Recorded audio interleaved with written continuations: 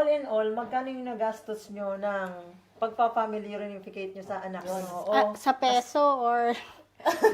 sa check crowns and peso na. Hindi, i-peso na lang natin. Kasi syempre ang dami nagtatanong, Mat na lang ako. magkano yung magagastos Oo, namin? marami nagtatanong din yan eh.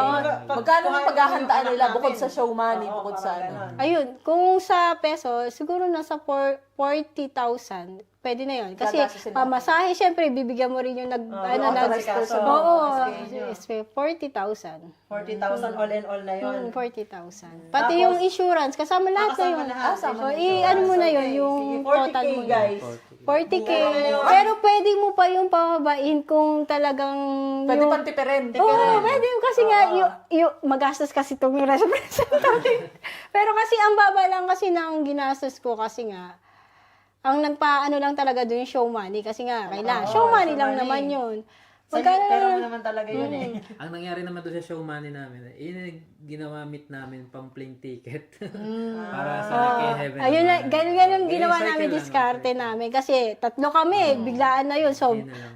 grabe ang Magamit nyo mahal rin ng yun, ticket magamit nun. nyo rin pag halimbawang nag-show money kayo, tapos yun na rin gamitin. Ticket, pagdating Katulad dito, yung 150, ubos na rin agad. So, ipon na naman. Ganun talaga. Tapos, ilang buwan yung pre-nasis nyo mula nung... Bali, wala pang 5 months nun eh. Kasi, pinasa ko yung documents niya, October 31. Pero na-receive ko na mga March 12. Basta wala pang 5 months. Kulang 4 and a half, parang ganun. 4 and a half months na process yung ano niya, Isa.